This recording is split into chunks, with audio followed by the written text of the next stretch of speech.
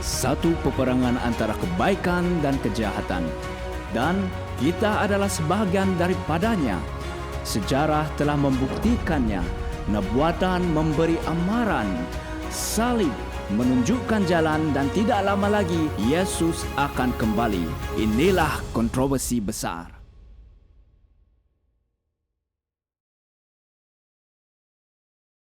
Selamat datang ke Refleksi Kontroversi Besar. Hari ini kita akan meneroka bab 25. Hukum Tuhan yang kekal. Sebuah bab yang mengungkapkan kepentingan abadi hukum Tuhan dan peranannya dalam konflik akhir sejarah dunia. Marilah kita merenungkan kesucian perintah-perintah Tuhan dan panggilan kepada kesetiaan di masa-masa yang kritikal ini. Dalam bab ini, kita melihat momen penting dalam sejarah keselamatan ketika bait suci Tuhan di surga dibuka dan tabut perjanjiannya dinyatakan. Wahyu 11 ayat 19. Penglihatan ini merujuk kepada tahun 1844 ketika Kristus memasuki tempat Maha Kudus di bait suci surga yang menyelesaikan pekerjaan pendamaian. Di dalam tabut itu terletak hukum Tuhan yang tidak berubah, yang ditulis oleh jarinya sendiri. Transaksi dari wataknya yang disimpan dengan suci di bait suci surga. Di tengah-tengah hukum ini, terdapat perintah keempat, Sabat. Ramai pengikut Advent awal ketika dengan tekun mencari kebenaran, merasakan kesedihan kerana mereka mengabaikan hari rehat pencipta. Ketika mereka mengkaji, mereka tidak menemukan bukti Alkitabiah tentang perubahan dari hari ketujuh ke hari pertama. Kesedihan mendalam memenuhi hati mereka, tetapi mereka memilih kesetiaan kepada Tuhan dengan menghormati Sabatnya sebagai tanda kesetiaan mereka kepada Pencipta. Kebenaran ini mencetuskan tentangan sengit. Pengakuan tentang bait suci surga dan kekekalan hukum Tuhan membuka kesalahan tradisi manusia. Wahyu 3 ayat 8 meyakinkan kita, lihatlah aku telah membuka pintu bagimu yang tidak dapat ditutup oleh seorang pun. Kebenaran Tuhan tentang perintah-perintahnya, termasuk Sabat, tidak dapat berubah. Bersinar melalui pintu yang terbuka di bait suci surga. Pesan tiga malaikat dalam Wahyu 14 memanggil umat manusia untuk menyembah Pencipta dan bersiap sedia menghadapi penghakiman terakhir. Pusat kepada persiapan ini adalah ketaatan kepada hukum Tuhan kerana ia adalah standard watak dan penghakiman. Perintah keempat yang secara langsung menunjuk kepada Tuhan sebagai pencipta menjadi asas penyembahan sejati. Sebab 6 hari lamanya Tuhan menjadikan langit dan bumi, laut dan segala isinya.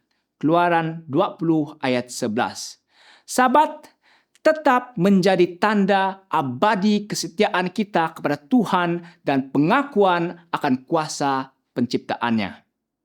Sebaliknya, binatang dalam Wahyu 13 melambangkan kemurtadan, berusaha meninggikan kuasa manusia di atas Tuhan. Perubahan Sabat dari Sabtu ke Ahad yang ditetapkan oleh kepausan tanpa asas Alkitabiah menjadi tanda kesetiaan kepada tradisi manusia dan bukan kepada hukum ilahi. Wahyu 14 memberi amaran tentang akibat serius menerima tanda binatang. Menggesa semua untuk tetap setia kepada perintah-perintah Tuhan. Konflik terakhir akan membagi umat Tuhan menjadi dua kelompok.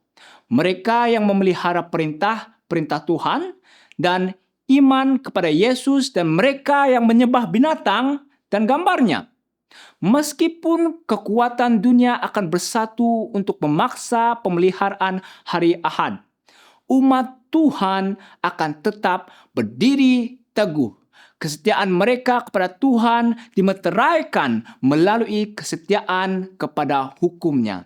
Wahyu 15 ayat 2 memberi kita visi pengharapan, memperlihatkan orang-orang setia yang menang, berdiri di atas lautan kaca, menyanyikan nyanyian Musa dan anak domba. Sahabat-sahabat sekalian, hukum Tuhan bukan sekadar sekumpulan peraturan, tetapi cerminan warta dan kasih-Nya Tuhan terhadap kita. Sahabat, mengingatkan kita akan kuasa-Nya sebagai pencipta dan hasrat-Nya untuk menjalin hubungan dengan kita. Ketika konflik akhir berlangsung, di manakah kesetiaan Anda akan berada? Adakah Anda akan berdiri bersama mereka yang menghormati hukum Tuhan atau mengikuti tradisi manusia? Panggilan ini mendesak. Sekarang adalah waktu untuk memeriksa hati kita, menyelaraskan hidup kita dengan kebenaran Tuhan dan memohon kasih karunia-Nya untuk berjalan dalam ketaatan. Pilihlah hari ini untuk menghormati Pencipta, memelihara perintah-perintah-Nya, bukan kerana takut tetapi sebagai ungkapan kasih dan iman kepada Yesus. Semoga firman Tuhan membimbing Anda kepada kesetiaan dan kepercayaan yang lebih mendalam kepadanya. Ikuti kami pada episod seterusnya semasa kita meneruskan perjalanan melalui kontroversi besar. Jumpa Anda.